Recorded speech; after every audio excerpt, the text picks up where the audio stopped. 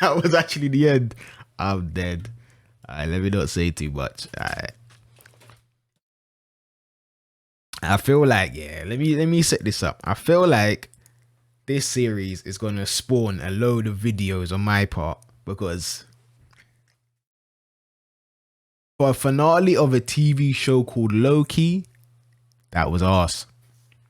I honestly finished Loki with some disappointment, and while I don't think the show was crap, I do feel like the execution on a lot of things was quite poor. For the most part, I enjoyed it, and it had some really cool concepts and ideas and stuff, like the music and the cast were great. But there were some things that just over time took me out of the show. It annoyed me and it left me quite frustrated.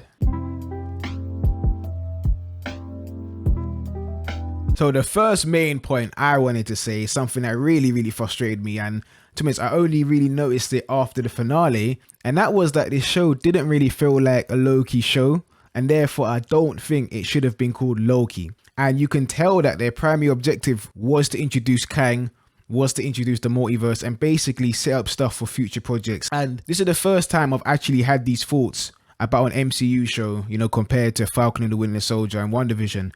They felt very self-contained and about them characters. In fact, yeah, I had this running joke where I was basically saying that whoever's name was first, it was about them. So WandaVision was more about Wanda and her grief and all that. The Falcon and the Winter Soldier was kind of more about Falcon and him taking on the mantle of Captain America. Now Loki's come along and it's just his name in the title, but it still feels like it wasn't really about him. Me personally, if this show was called the TVA, I don't think I would have had this criticism, because a lot of the stuff I'm going to say after is kind of based off that point. And like I said, right, if you go back to that finale and take a look, the finale really and truly had nothing to do with Loki himself, right? Yeah, him and Sylvie fought and she betrayed him. It really wasn't the main focal point of that episode. It was Kang, because once they met him, he basically stole the show. It was him talking, discussing, telling us Wagwan. You could have actually taken Loki out of that finale and it still would have been pretty much the same. That's not good. It makes Loki feel like a sideman in his own character. For a finale of a show called Loki, I'm expecting it to be about Loki. Boy, they treated Loki like a... What's your profanity? Now, I know Loki hasn't had much shine, especially after the first Avenger film. You know, he's been kind of made a mockery of, and, you know, he's less of a prominent character. But I thought because this show is called Loki, they're going to switch it around, bring him up, raise him up, make him the main character, glorious purpose. And the way they treated my man, nah, I'm sorry. Actually, it cheesed me off from episode 2. Because episode 1, I thought, alright, cool, they're setting stuff up. Episode 2, I was like, nah, this is getting out of hand. And by the finale, I was thinking maybe they're going to do something with it. They didn't. So think about this, right? The first episode starts straight after Loki took his big L from the Battle of New York. He lands in Mongolia, does the Loki stuff, but he's disregarded. The TVA show up and handle him quickly. Straight out disrespect him with that little scene where he's in slow motion. Very funny, haha. That's not the problem. And to be honest, that was alright because it kind of presented the TVA as a credible threat. The episode continues and Loki gets disrespected more and more, belittled, made fun of, you name it. And once again, people say, okay, that's humbling him, that's deconstructing the character. That's fine.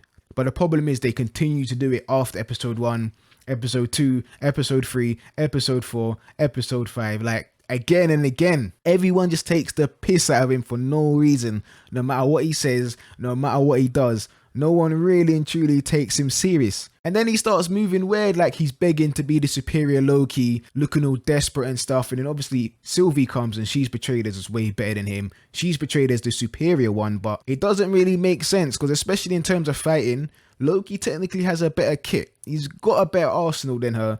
And really and truly, he's more charismatic and he's a bit more crafty. You know, he's a bit more mischievous, but he's never really given the light of day. And even when he meets up with other versions of himself, he's basically the runt Loki. Now look at this scene where Kid Loki walks up to him and Loki falls on the floor like...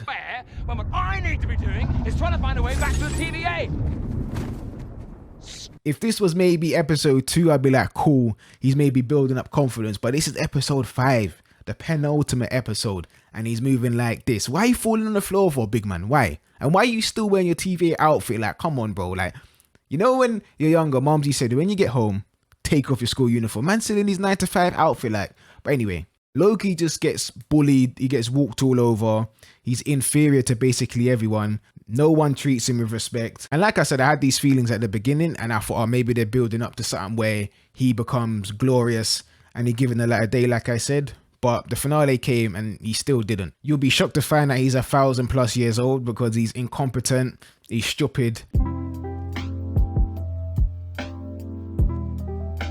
Now, most people would know that Loki's been nerfed anyway. The MCU do this with most characters because, let's face it, the comics, yeah, they can do some mad stuff in there. So it's fine that Loki's nerfed.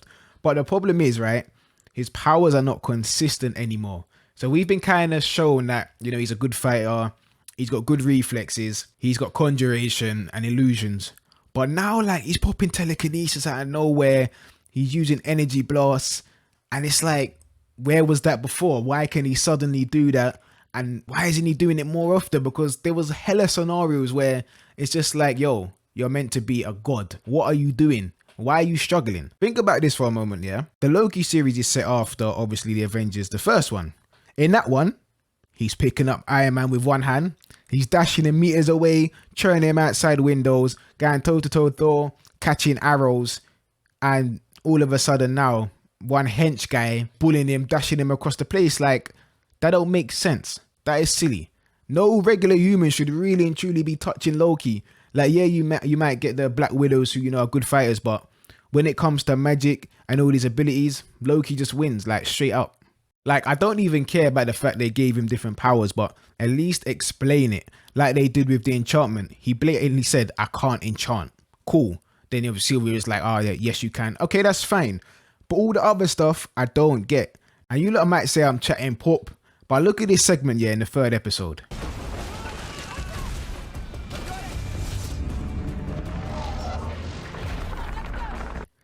This ability was so out of the norm, so unfamiliar with Loki, yeah, that people started speculating and making theories that he had stolen a time stone. Think about that. That says it all. People are questioning him, his abilities, and whether he has one of the most powerful items we've seen in the MCU because he pulls out a move. His ass.